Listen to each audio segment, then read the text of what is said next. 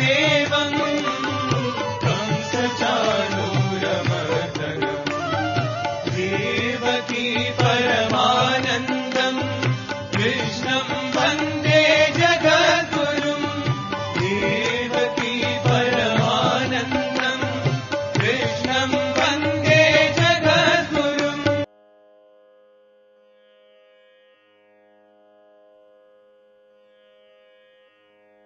శ్రీ గురుభ్యో నమః. వ్యాస విరచిత శ్రీమద్ భాగవతంలో నేడు మనం 63వ అధ్యాయంలో ఉన్నటువంటి ముఖ్యమైనటువంటి ఘట్టాలు చెప్పుకుంటున్నాం. దాంట్లో శివజ్వరం చేసినటువంటి విష్ణుస్తుతి, శ్రీకృష్ణ స్తుతి. శివుని యొక్క శక్తి జ్వర రూపంలో శ్రీకృష్ణ శక్తితో పోరాడటం జరుగుతుంది. ఆ వైష్ణవ జ్వరం చేతిలో ఓడిపోయి తర్వాత శ్రీకృష్ణ పరమాత్ముడిని శరణు వేడుతున్నటువంటి ఘట్టం 4 శ్లోకాల్లో శివజ్వరం అనేటువంటిది వైష్ణవ జ్వరాన్ని ప్రార్థించడం. ఇది తాపాలు తగ్గటానికి, శారీరకమైనటువంటి తాపాలు, మానసిక తాపాలు తగ్గటానికి, అలాగే జ్వర పీడితులై ఉన్నటువంటి వాళ్ళు, మనం ఫీవర్ అంటాం, అటువంటి జ్వరంతో బాధపడుతున్నటువంటి వాళ్ళు ఈ 4 శ్లోకాలు చదువుకుంటే దైవ యోగంతో తప్పకుండా పరిపూర్ణమైనటువంటి ఆరోగ్యం చేకూరుతుందని చెప్పి పెద్దలు చెప్తారు. కాబట్టి ఈ జ్వర సంభాషణ, ఎందుకంటే తర్వాత శ్రీకృష్ణ పరమాత్ముడే ఫలస్థుతిలో ఆ మాట స్వయంగా చెప్పారు. వాటి వివరణ తర్వాత బాణాసురుని యొక్క గర్వాన్ని అణిచివేసినటువంటి ఘట్టాన్ని మనం నేడు ప్రస్తావించుకుందాం. ముందుగా భగవత్ స్మరణ చేసుకుని ప్రారంభించుకుందాం. ఓం శుక్లాంబరధరం విష్ణుం శశివర్ణం చతుర్భుజం ప్రసన్నవదనం ధ్యాయేత్ సర్వవిఘ్నోపశాంతయే వ్యాసం వసిష్ఠనప్తారం శక్తేః పౌత్రమకల్మషం పరాశరాత్మజం వందే సుఖతాతం తపోనిధిం వ్యాసాయ విష్ణురూపాయ వ్యాసరూపాయ విష్ణవే నమో వై బ్రహ్మనిధయే వాసిష్ఠాయ నమో నమః. నారాయణం నమస్కృత్య నరం చైవ నరోత్తమం దేవీం సరస్వతీం వ్యాసం తతో జయముదీరయేత్. హరి ఓం.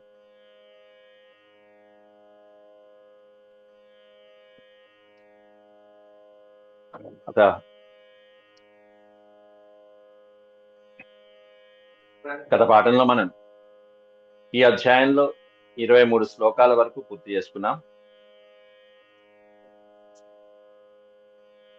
విద్రావితే భూతగణే జ్వరస్తు త్రిశిరా త్రిపాత్ అభ్యధావత దాశార్హం దహన్నివ దిశో దశ. వికృతమైనటువంటి ఆకారంతో 3 శిరస్సులతో 3 పాదాలతో ఒక రాక్షస ఆకృతిలో వికృత ఆకారంగా ఉన్నటువంటి రుద్ర జ్వరం అనేటువంటిది శ్రీకృష్ణ పరమాత్ముడి మీదకి అలా వెంటబడుతూ వెళ్ళింది. కానీ శ్రీమన్నారాయణుడు, శ్రీకృష్ణ భగవానుడు కూడా అధ నారాయణో దేవస్తం దృష్ట్వా వ్యసృజజ్వరం మాహేశ్వరో వైష్ణవశ్చ యుయుధాతే జ్వరావుభౌ.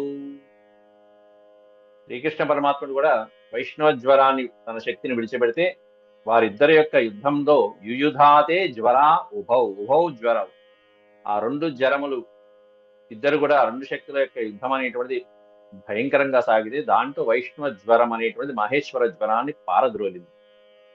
మహేశ్వర జ్వరం ఈ శక్తిని, వైష్ణవ శక్తిని తట్టుకోలేక ఎటు వెళ్ళాలా అని చెప్పి పారిపోలేక, ఎటు పారిపోలేక చివరికి శ్రీకృష్ణ పరమాత్ముడినే శరణు వేడుతున్నది. మాహేశ్వర సమాక్రందన్ వైష్ణవేన బలార్ధిత అలబ్ధ్వా భయమన్యత్ర భీతో మాహేశ్వరో జ్వర. మాహేశ్వర సమాక్రందన్, మహేశ్వర బలం అనేటువంటిది ఆక్రందనం చేస్తూ గగ్గోలు పెడుతూ ఓడిపోయి చివరికి యుద్ధం చేయలేక, పరాక్రమించలేక, వైష్ణవ బలం ముందు నిలవలేక అలబ్ధ్వా అభయమన్యత్ర అనే పదం పెట్టారు అక్కడ. అంటే ఇక వేరే ఇతరులని ఎవరిని కూడా శరణు వేడలేక, ఇది దిక్కులేక అని దాని అర్థం అక్కడ. అలబ్ధ్వా అభయమన్యత్ర, అన్యత్ర అభయం అంటే ఇక ఈ రుద్ర జ్వరాన్ని కాపాడేటువంటి వేరే ఇతర శక్తులు ఏవీ లేకపోవడంతో చివరికి ఏమి చేయలేక భీత, భయపడిపోయినటువంటి వాడై ఆ మహేశ్వర జ్వరం చివరికి శరణార్థి హృషీకేశం తుష్టావ ప్రయతాంజలి. శరణార్థిగా శరణు కోరి మళ్ళీ శ్రీకృష్ణ పరమాత్ముడి యొక్క పాద పద్మాలని ఆశ్రయించి మరి అక్కడే నిలబడి స్వామివారిని స్తోత్రం చేస్తున్నది ఈ రుద్రజ్వరం. జ్వరవువాచ, ఏమని స్తోత్రం చేస్తున్నది అనేటువంటి అర్థ సహితంగా చూద్దాం. జ్వరవువాచ, నమామి త్వానంత శక్తిం పరేశం సర్వాత్మానం కేవలం జ్ఞప్తి మాత్రం విశ్వోత్పత్తి స్థాన సంరోధ హేతుం యత్తద్ బ్రహ్మ బ్రహ్మలింగం ప్రశాంతం నమామి త్వాం అంటూ మొదలుపెట్టింది. ఇక దిక్కెవరు లేక, ఇక ఆయన ఆ రుద్రజ్వరంకి రక్షించే నాథుడు లేక ఈ శ్రీనాథుడి కాళ్ళు పట్టుకుని శ్రీకృష్ణ పరమాత్ముడి పాదాలు పట్టుకుంటూ నమామి త్వాం, అయ్యా స్వామి నీకు నమస్కారం, నువ్వు ఎట్లాంటి వాడివి, అనంత శక్తి. అది అంటే ఇప్పటిదాకా ఏమని భావించింది, తన్ను తానే మించినటువంటి శక్తి లేదు, నాతో మించినటువంటి శక్తి లేదు, పరమేశ్వరుడు ఓ పక్కన నిద్రపోయిన పరమేశ్వరుడు యొక్క శక్తి నేనున్నా, నేను చూసుకుంటాను అని చెప్పి మరి విర్రవీగి మీద వచ్చింది ఆ మహేశ్వర జ్వరం. ఇప్పుడు ఆ శక్తి కాస్త తుస్సుమంది, అసలైనటువంటి శక్తి ఏమిటో తెలుసుకుంది, అహంకారం పోయింది, అందువలన కీర్తిస్తున్నది. త్వాం అనంత శక్తి, ఆ పరమాత్మని స్తుతిస్తూ అంతము లేనటువంటి శక్తి గలవాడే అనంత శక్తి.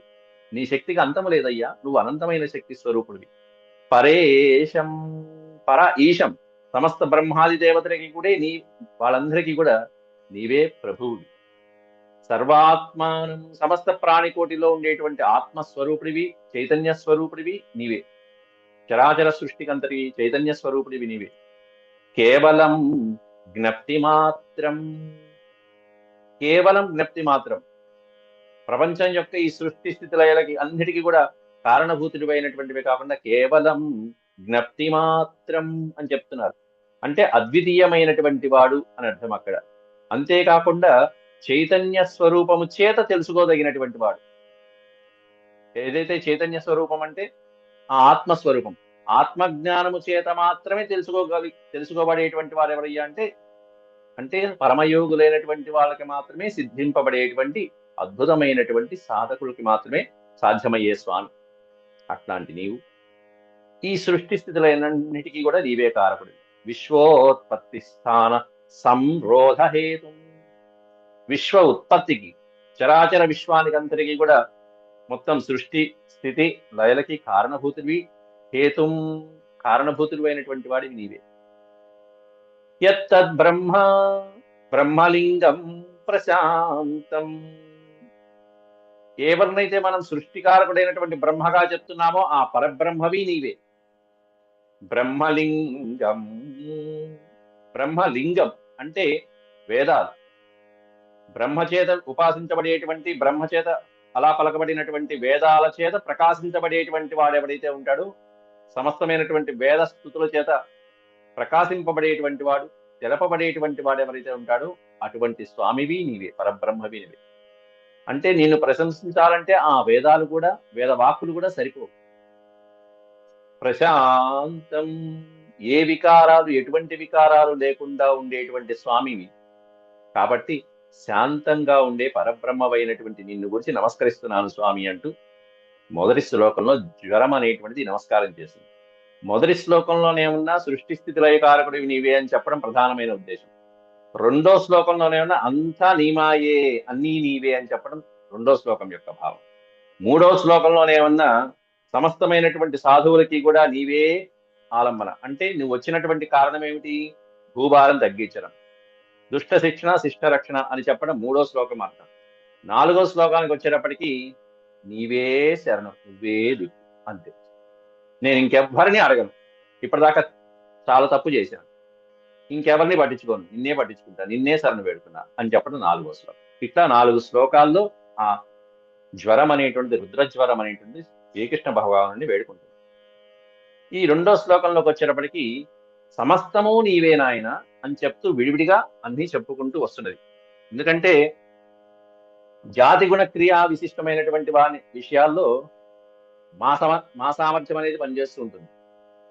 అంటే మనం ఏంటంటే ఎంతసేపు గుణాతీతులం కాదు, గుణరహితులం కాదు, గుణాసహితులం మనం అందరం.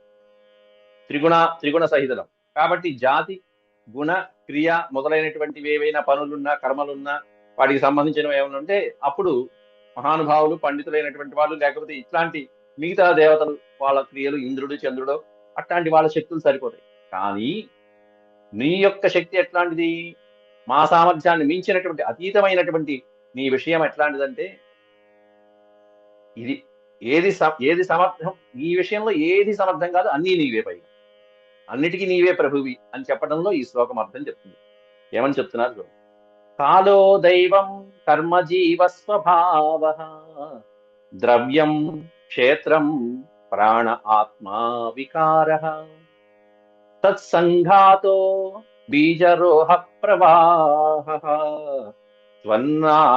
త్వన్మాయేష తన్నిషేధం ప్రపద్యే. త్వన్మాయ ఏష తన్నిరోధం ప్రపద్యే. అంతా నీ మాయ స్వామి. త్వన్మాయ ఏష, ఏషా త్వన్మాయ. ఇదంతా నీ మాయే, అంతా నీ మాయే. అంతేకాకుండా దైవం అనేటువంటిది బహు విధాలుగా ఉంటుంది అంటూ 3 పాదాలను వర్ణించారు. ఇదిగో వీటన్నిటిలో దైవశక్తి ఉంటుంది, ఆ శక్తి అంతా నువ్వే అని చెప్పడం దీంట్లో ఉన్న సారాంశం. ఏమిటది? సమస్తమైనటువంటి కాలము నీవే, దైవము నీవే, కర్మ నీవే, జీవుడు నీవే, స్వభావం నీవే, ద్రవ్యం నీవే, క్షేత్రం నీవే, ప్రాణం నీవే, ఆత్మ నీవే, వికారము నీవే. అన్నీ నీ మాయలే. కాలో,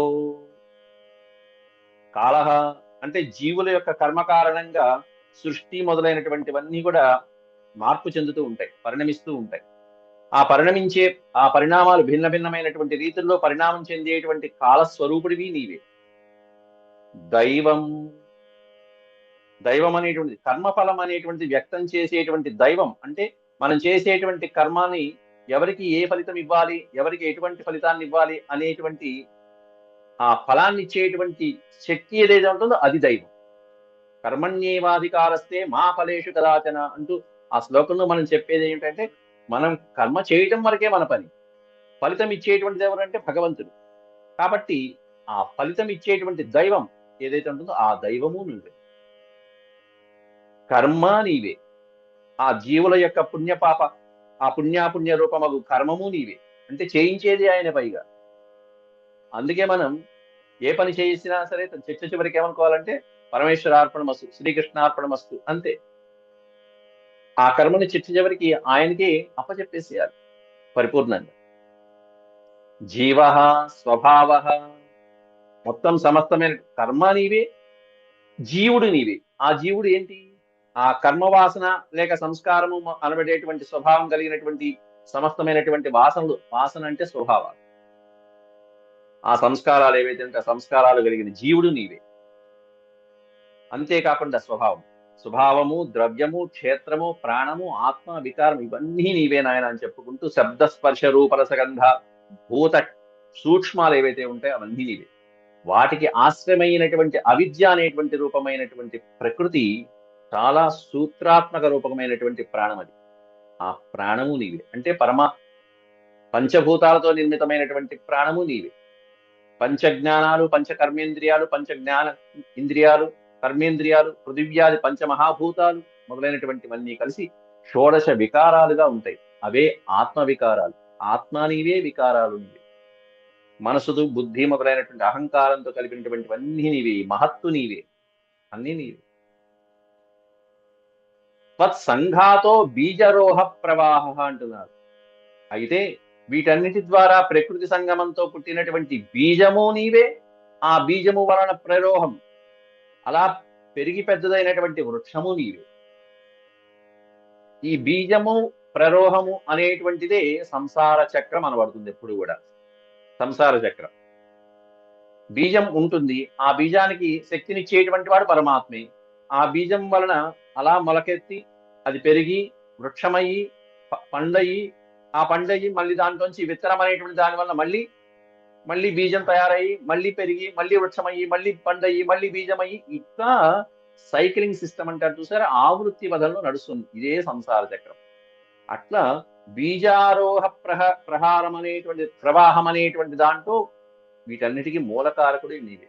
ఇదంతా దేని వల్ల జరుగుతుందంటే త్వన్మాయ ఏష, ఇదంతా నీ మాయ. కాబట్టి నీ మాయ వల్లనే ఇవన్నీ జరుగుతున్నాయ్యా. కాబట్టి ఈ బీజమైనటువంటి కర్మ, ఈ కర్మకి కారణమైనటువంటి దేహము అంకురం లాంటిది. ఈ అంకురము వీటన్నిటికీ ఇవే కారణం. ఇవన్నీ నీ మాయ వల్లే జరుగుతున్నాయి స్వామి. కాబట్టి అటువంటి మాయని పోగొట్టడానికి ఎవరు పోగొట్టగలిగిన సామర్థ్యం ఉన్నటువంటి వాడెవడు? దాన్ని నిషేధించగలిగినటువంటి వాడెవడు? ఆ మాయని పోగొట్టగలిగిన నిషేధం. మరి ఈ మాయలో పడిపోయి మేము సంసార చక్రంలో తిరుగుతూ ఉన్నాం. ఆ చక్రంలో తిరుగుతున్నప్పుడు మరి ఆ మాయని పోగొట్టగలిగినటువంటి వాడే మనల్ని రక్షిస్తాడు. ఎవరది? నిషేధం ప్రపద్యే అంటూ వేడుకుంటుంది. అటువంటి మాయ నుంచి విముక్తి కలిగించేటువంటి పాద పద్మాల్ని ఇప్పుడు నేను శరణు వేడుతున్నాను అంటుంది అక్కడ చివరి. అది దాని అర్థం. తన్నిషేధం అంటే ఆ మాయా ప్రపంచం నుంచి ఎవరైతే బయటికి తీసుకొస్తారో ఆ స్వామి యొక్క పాద పద్మాలు ఇప్పుడు నేను పట్టుకున్నాను. ప్రపద్య అంటేనండి శరణు వేడుట అని, శరణు పొందుట అంటే శ్రీకృష్ణ పరమాత్ముడు అని అర్థం. ఆ మాయా ప్రపంచం నుంచి బయటికి తెచ్చేది ఎవరై అంటే శ్రీకృష్ణ ప్రభు. ఆ ప్రభు యొక్క పాద పద్మాలు నేను పట్టుకున్నానయ్యా అంటూ జ్వరం అనేటువంటిది, రుద్రజ్వరం ఇక్కడ ఉపాసన చేస్తున్నది అక్కడ.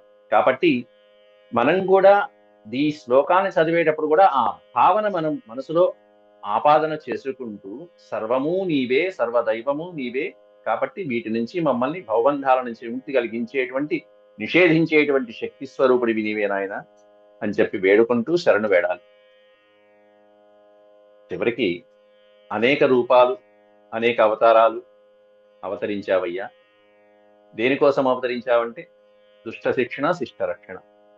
అంతేకాకుండా ఈ జన్మ అవతారం ఎందుకు ఎత్తావో అనేటువంటిది కూడా తర్వాత శ్లోకంలో కీర్తిస్తున్నది స్వామివారు. నానాభావైర్లీలయైవోపపన్నైః దేవాన్ సాధూన్ లోకసేతూన్ బిభర్షి హంస్యున్మార్గాన్ హింసయా వర్తమానాన్ జన్మైతత్తే హారాయ భూమేః. నానాభావైః లీలయా ఏవ ఉపపన్నైః. లీలయ ఎన్నో రకాలైనటువంటి భావాలతో అంటే అవతారాలతో, ఎన్నో అవతారాలు ఎత్తుతో. నీకు ఒకటా రెండా? ఏ అవతారం కావాలంటే అవతారం ఎత్తు ఉంటాం. అనేకమైనటువంటి దేని ఎట్లా ఎత్తుతా అంటే ఇవన్నీ లీలయా, చాలా లీలా మాత్రంగానే. దానికి ఏమి శ్రమ పడక్కల్లా, ఏమక్కల్లా, దానికి ఒక ప్రణాళిక అక్కల్లా, డైరెక్షన్, స్క్రీన్ ప్లే ఏమక్కల్లా, రచన ఎంతో లీలగా నీ మనస్సంకల్పంతో అలా ఎత్తేస్తూ అనేకమైన అవతారాలు, మత్స్యావతారం దగ్గర నుంచి ఓ విపరీతమైనటువంటి అవతారాలు ఎత్తు. అన్ని లోక కళ్యాణం కోసమే, అన్ని జగత్ కళ్యాణం కోసమే, అన్ని దీనజనుల ఉద్ధరణ కోసమే. మత్స్యకూర్మాది అవతారాల దగ్గర నుంచి మొత్తం అంతా ఇవన్నీ నీ లీలయా ఉపపన్నయి.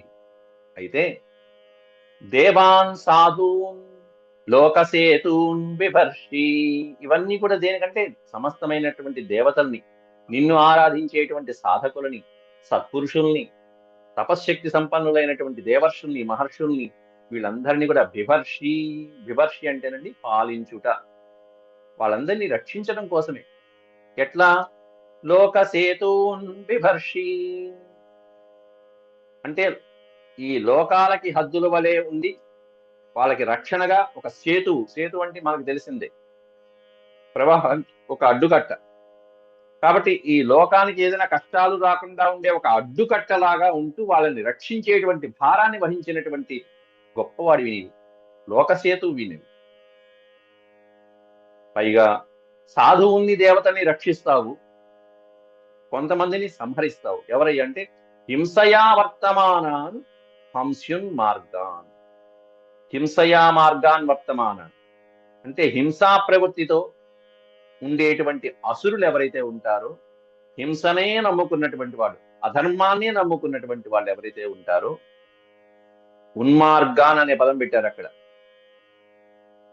ఇక్కడ హంస్యున్ మార్గాన్, ఉన్మార్గాన్ అనే పదాన్ని పెట్టి తీసుకోవాలి అక్కడ. హంస్యు ఉన్మార్గాన్.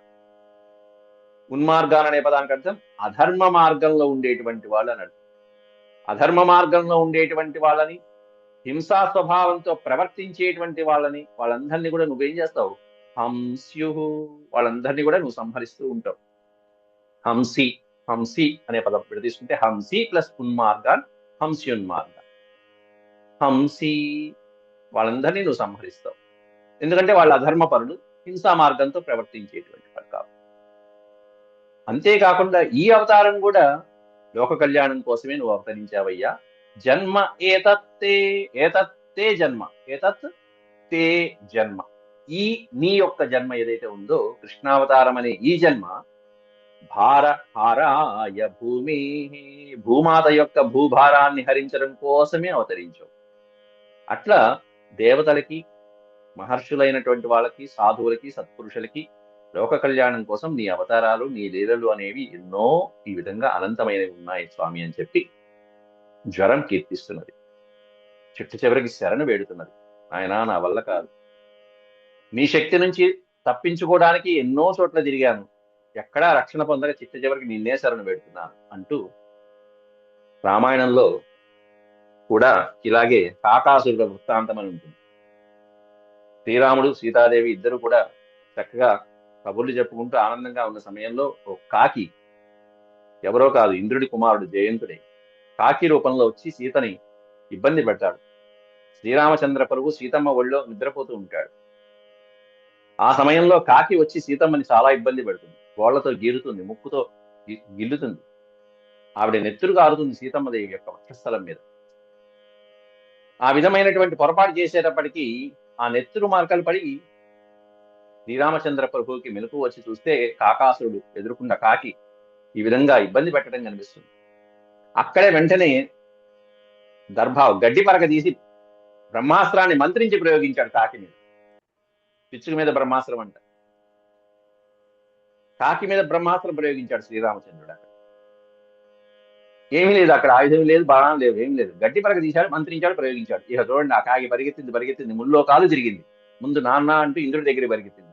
నేనేం చేయలేను రా అబ్బాయి అని అన్నాడు ఆయన. ఇక అన్ని లోకాలు తిరిగి చిట్ట చివరికి శ్రీరామచంద్రుడి పాదాల దగ్గర పడింది ఆ కాకి. ఆయన ఎక్కడా తిరిగాను, నీ అస్త్రాన్ని ఎవరు ఉపసంహరించలేకపోతున్నారు, కాబట్టి నిన్నే శరణ పెడుతున్నాను, ఆ అస్త్రం నన్ను కొట్టే లోపల నువ్వు శాంతించవయ్యా అని చెప్పి శ్రీరామచంద్రుడి యొక్క పాదాలను ఆశ్రయించింది. అప్పుడు శ్రీరామచంద్రుడు బాణప్రయోగానికి తిరుగులేదయ్యా, కాబట్టి ఈ బాణానికి ఏదన్నా ఇస్తే అప్పుడు ఉపసంహరించవచ్చు, రామబాణానికి తిరుగులేదు కాబట్టి ఏమిస్తావు అన్నాడు. ఒక కన్ను ఇచ్చేస్తానంది కాకి. అప్పటి నుంచి కాకికి ఒకే కన్ను ఉంటుంది, 2 కళ్ళు ఉండవు కాకికి. 2వ కన్ను ఊరికే నామమాత్రంగా ఉంటుంది కానీ పని చేయదు కాకికి. ఏ కాకికి అందుకే ఒకవైపు చూసినప్పుడు మొహం తల తిప్పి చూస్తూ ఉంటుంది కాకి. ఒక్కనే పనిచేస్తుంది, మీరు గమనించండి. అట్లా ఎన్ని లోకాలైనా తిరిగి వచ్చినా సరే ఈ జ్వరానికి, రుద్ర జ్వరానికి ఇక శరణు లేక, చిట్ట చివరికి అభయం లేక ఈ స్వామి యొక్క పాద పద్మాలని ఆశ్రయించి అభయం వేరుతున్నది 4వ శ్లోకం. తప్తోహం తే తేజసా దుస్సహేన శాంతోగ్రేణాత్యుల్బణేన జ్వరేణ తావత్తాపో దేహినాం తేంఘ్రిమూలం నో సేవేరన్ యావదాశానుబద్ధాః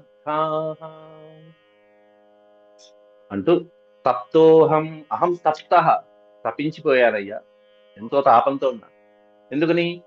నీ యొక్క దుస్సహేన తేజస, భరించలేనటువంటి, సహింపశక్యము కానటువంటి నీ యొక్క ఉగ్రమైనటువంటి తేజస్సు ముందు నా అల్ప తేజస్సు ఎంత, నేనెంత? అందుకని దుస్సహేన అంటే భరింపశక్యము కాని, సహింపశక్యము కానటువంటి తేజస, నీ యొక్క తేజస్సు ముందు తప్తహాహం, తప్పించిపోయాను, ఉడికిపోయాను. ఎట్లా? అతి ఉల్బణేనా, అత్యుల్బణేనా.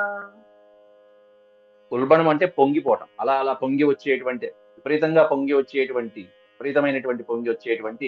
అత్యుల్బణేన శాంతమయు, శాంత ఉగ్రేణ అత్యుల్బణేన జ్వరేణ అంటూ, అంటే పొంగి వస్తున్నటువంటి శీతము చేత భయంకరంగా ఉన్నటువంటి నీ జ్వరం చే, ఆయన వైష్ణవ జ్వరం ఎట్లా ఉంటుందంటే చల్లగా ఉంటుంది.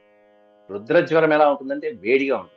ఆయన వేడిగా తాపం పుట్టించే రుద్రజ్వరం అలా ప్రయోగిస్తే దానికి విరుగుడు మంత్రం ఏమిటంటే చల్లగా ఉండే శీత జ్వరం ప్రయోగించాడు వైష్ణవ స్వామి విష్ణుమూర్తి. అది ఎప్పుడు కూడా, మొన్న అస్త్రాలు ప్రయోగించేటప్పుడు కూడా అలాగే ప్రయోగిస్తారు, విరుగుడు అస్త్రాలు ప్రయోగిస్తారని కూడా చెప్పుకున్నా. ఇటు ఆగ్నేయాస్త్రం ప్రయోగిస్తే ఇటు వారుణాస్త్రం వస్తుంది. అట్లా ఈయన రుద్రజ్వరం అనేటువంటిది విపరీతమైనటువంటి అగ్నిలాగా దహింపజేసే విధంగా ఉంటే వైష్ణవ జ్వరం అనేటువంటిది ఎలా ఉంటుందంటే చల్లగా ఉంటుంది. ఈ చల్లదనం ముందు ఈ అగ్ని కరిగిపోయి తరిగిపోయి వాడిపోయి ఇంకా మసైపోయింది, ఇంకా ఎందుకు పనికిరాల, ఆ విధంగా అయిపోయింది. కాబట్టి నీపైన ఉప్పొంగుతూ వస్తున్నటువంటి అద్భుతమైనటువంటి ఈ శీతమైనటువంటిది, ఆ చలిలాగా వస్తున్నటువంటిది, భయంకరంగా ఉన్నటువంటి నీ జ్వరంతో నా తాపమంతా పోయింది. శాంత అన్నాడు అక్కడ. శాంత మొత్తం శాంతించిపోయింది, నా తాపమంతా శాంతించిపోయింది నీ యొక్క చల్లదనాన్ని. తావత్తాపో దేహినాం తేంఘ్రిమూలం. ఎట్లాంటిదయ్యా అంటే, ఈ తాపాలు అనేవి మానవుడికి ఎప్పటిదాకా ఉంటాయంటే, ఆశాబద్ధులైనటువంటి వాడు యావత్ ఆశానుబద్ధాః అనే పదం ఉంది చూసారా. మానవుడు అనేటువంటి వాడు ఆశాబద్ధుడు. ఆశ అనేటువంటి పాశంతో వెంట పడుతూ పరిగెడుతూ పరిగెడుతూ పరిగెడుతూ సంసార చక్రంలో పరిభ్రమిస్తూ ఉంటాడు, అలా తిరుగుతూ ఉంటాడు. అలా ఆశాబద్ధులైనటువంటి ఈ సాధకులు అనేటువంటి వాళ్ళు నీ పాదాలని సేవించేంత వరకే ఈ తాపాలు అనేవి ఉంటాయి. ఒకసారి నీ పాదాలు పట్టుకున్నారా, ఈ తాపాలు లేవు, జ్వరాలు లేవు, ఏముండవు. అట్లాంటి నీ పాదాలు నేను సేవిస్తున్నా ఇప్పుడు, కాబట్టి రక్షించగా ఉంటావా? తప్పకుండా రక్షిస్తాను. ఇంకెక్కడికి పోతావు? నువ్వు తప్పకుండా రక్షిస్తావు. నువ్వు కాక ఇంకెవరు రక్షిస్తారు? ఒకసారి నీ పాదాలు పట్టుకున్నాక నువ్వు తప్పకుండా రక్షిస్తావు అన్నంత ధైర్యంతో పట్టుకుంటున్నాడు ఇప్పుడు ఆ శరణు వేటం. అక్కడ ఇక్కడ తావత్తాప దేహినాం అన్న చూసారా. దేహినాం అంటే దేహధారులైనటువంటి వాళ్ళకి తావత్ అంతవరకు తాపాలు ఉంటాయి. ఎంతవరకు ఎంతవరకు వాళ్ళ తాపాలు ఉంటాయి? వాళ్ళ తాపాలంటే కష్టాలు కానీ, బాధలు కానీ, ఈ జ్వరాలు కానీ ఎప్పటి వరకు ఉంటాయి సాధకులకి, జీవులకి? యావత్ ఆశానుబద్ధాః నో సేవేరన్ తే అంఘ్రిమూలం ప్రాప్తః. ఎప్పటి వరకైతే ఆశాబద్ధులైనటువంటి ఈ దేహధారులైనటువంటి ప్రాణులు నో సేవేరన్ అనే పదం ఉంది చూసారా.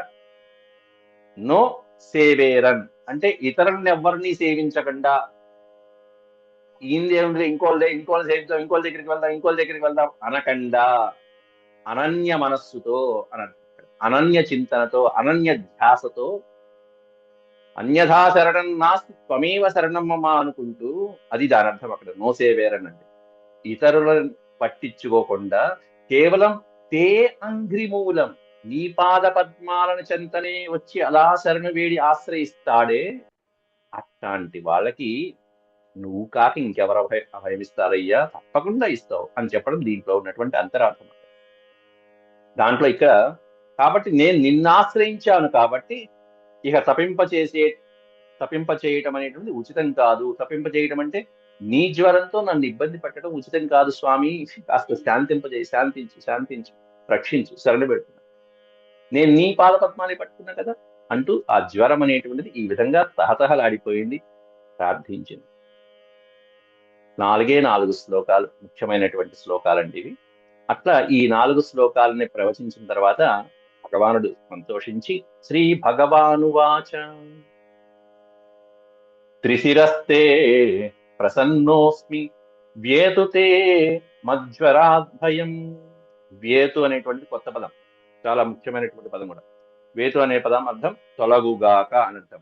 నీకు నా జ్వరము వలన కలిగినటువంటి భయం నీకు తొలగునుగాక అని దాని అర్థం. ఇక్కడ వ్యేతు అనే పదార్థం.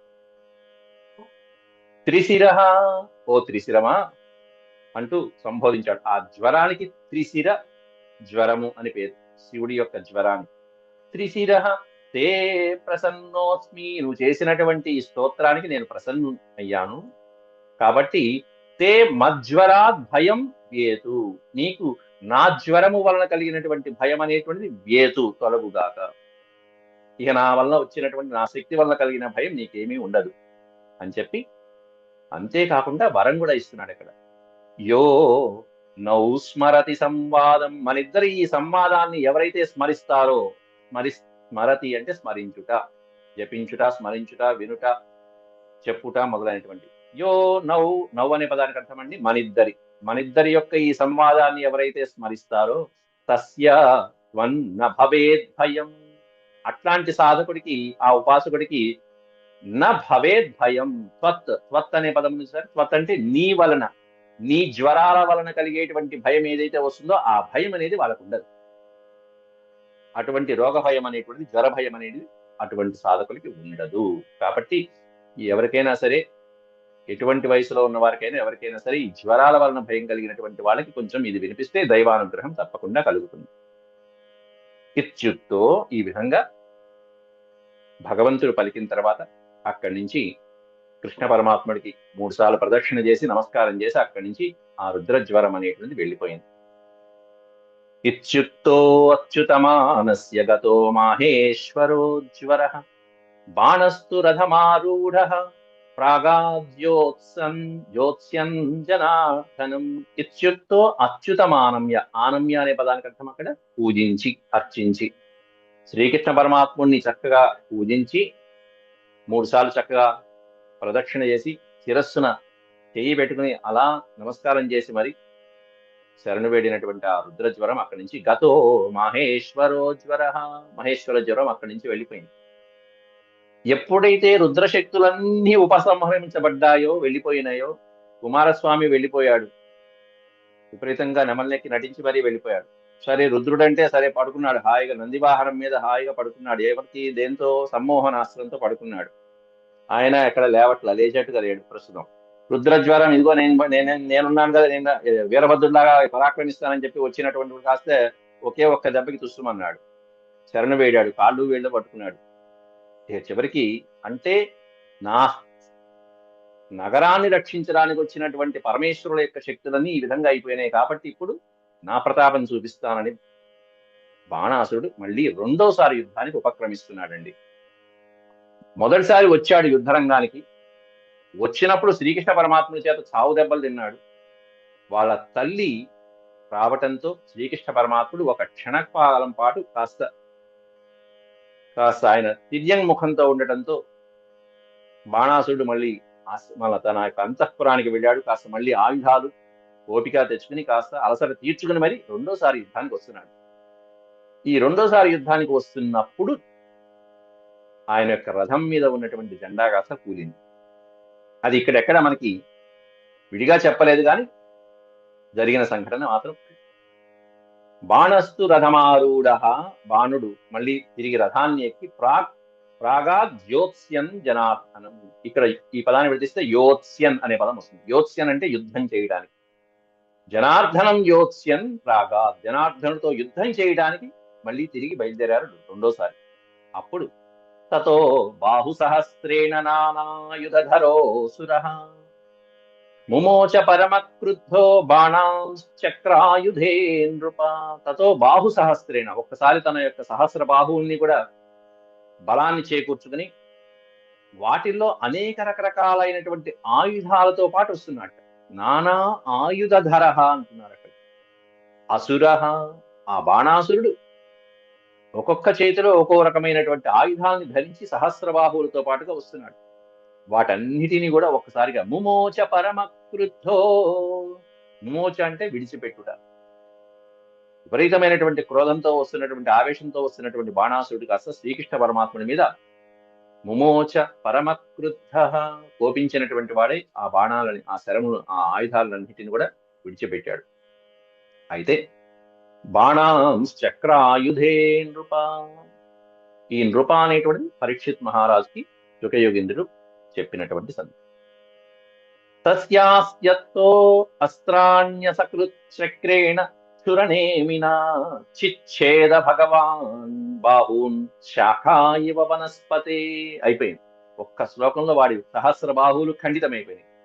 బాహువులు ఖండనమైపోయినాయంటే వాడి మదం అణిగిపోయినాయంటే పక్కన పైన రథం మీద ఉన్నటువంటి ధ్వజం కాస్త కూలింది అని చెప్పి శివుడు ఇచ్చినటువంటి ప్రకారం కూలిందని మనం అర్థం చేసేసుకోవాలి. అక్కడ ఇంక చెప్పక్కల విడిగా. తస్యాస్యతో అస్త్రాణి, వాడి చేతి నుంచి ఎప్పుడైతే అనేకమైనటువంటి అస్త్రాలు అలా బయటికి రాబోతున్నాయో అదే క్షణంలో అసకృత్, వెంటనే చక్రేణ క్షురనేమిన, పదునైనటువంటి అంచులు కలిగినటువంటి, వాడి అంచులు కలిగినటువంటి క్షురనేమిన, పదునైనటువంటి అంచులు కలిగినటువంటి సుదర్శన చక్రాయుధంతో శ్రీకృష్ణ ప్రభువు వాడి యొక్క బాహువులని కాస్త, సహస్ర బాహువుల్ని కాస్త చిచ్ఛేద భగవాన్ బాహు, ఆ అసురుడు బాణాసురుడి యొక్క బాహువుల్ని చిచ్చేత ఖండించి వేశాట. ఎలా ఖండించాడు అనేది ఉపమానం చెప్తున్నారు. శాఖ ఇవ వనస్పతే, వనస్పతే శాఖ ఇవ. వనస్పతి ఒక మహావృక్షం యొక్క శాఖల్ని ఏ విధంగా అయితే అత్యంత సులువుగా ఖండించాడో ఆ విధంగా ఒక మహావృక్షం యొక్క ఎండిపోయినటువంటి కొమ్మలు ఖండిస్తే ఇంకా ఎలా ఉంటుందో అలా ఖండించి వారేశాట. అయితే సహస్ర బాహువులు ఖండించలేదు కానీ నాలుగే నాలుగు ఉంచిందా సుదర్శన చక్రాయుధం. దయ తలిచింది, జాలి చూపించింది. సహస్ర బాహువుల్లో 4 బాహువులు ఉంచింది, మిగతా వాటన్నింటినీ ఛిద్రం చేసి పారేసింది. బాహుషు ఛిద్యమానేషు బాణస్య భగవాన్ భవః. ఎప్పుడైతే బాహువుల్ని ఆ సుదర్శన చక్రాయుధం ఖండించుకుంటూ ఖండించుకుంటూ వచ్చిందో చివరికి 4 మిగలగా భవః శంకరుడు, శివుడు లేచాట. అప్పుడు లేచాట. అప్పటిదాకా ఎక్కడున్నాడు అంటే మూపురం మీద నిద్రపోతున్నాడు సమ్మోహనాస్త్రాన్ని. అప్పుడు లేచాడు. మరి ఇప్పుడు ఎలా మెలకు వచ్చింది? ఇది నటన అంటే. మొత్తం అందరూ ఫ్యామిలీ ఫ్యామిలీ నటనే, పరివారం అంతా నటనే. ఇప్పుడు లేచాడు. మళ్ళీ లేచి శంకరుడు కృష్ణుడి దగ్గరికి వచ్చి, నాయనా రుద్ర రుద్ర, భక్తుడి కోసం శంకరుడు ఎంత పాటలు పడుతున్నాడో చూడండి ఇక్కడ. వాడు నా భక్తుడు అయ్యా, పరమ భక్తుడు. 4 చేతులు ఉంచు. ఎందుకుని? ఆ చేతులు చూస్తే వాడికి ఆ గర్వం గుర్తుకు రావాలి ముందు ముందు. ఓహో, ఇన్ని బాహువులు ఉన్నాయి, ఇంత గర్వంతో నేను విడిచిపడ్డాను, నాకు ఒకప్పుడు 2 పోని 2 ఉంచొచ్చు కదా. 2 కాదు 4 పెట్టాడు. అదేంటో వికృతంగా. ఇంకో 2 ఉంచు, వాడికి గుర్తొస్తూ ఉంటుంది తర్వాత తర్వాత దెబ్బ దెబ్బ. 4 ఉంచు అంటూ వీడి బాహువులు 4 ఉంచమని చెప్పి వాడిని పూర్తిగా సంహారం చెయ్యవద్దని చెప్పి శ్రీకృష్ణ ప్రభువుని వేడుకుంటున్నాడు ఇక్కడ పరమేశ్వరుడు. ఎవరి కోసం? ఒక భక్తుణ్ణి రక్షించడం కోసం, శివభక్తుణ్ణి రక్షించడం కోసం పరమేశ్వరుడు శ్రీకృష్ణ పరమాత్ముని చేసినటువంటి అద్భుతమైనటువంటి స్థుతి. శ్రీరుద్రవువాచ అంటూ రుద్రుడు చేసినటువంటి కృష్ణ స్థుతి ఇది. అది రేపటి పాటలో మనం చెప్పుకున్నాం. అంతవరకు సెలవు. ఓం శాంతి శాంతి శాంతి. యదక్షరపద భ్రష్టం మాత్రాహీనం చ యద్భవేత్ తత్సర్వం క్షమ్యతాం దేవనారాయణ నమోస్తుతే. సర్వం శ్రీకృష్ణార్పణమస్తు. హరి ఓం. నమస్కారం.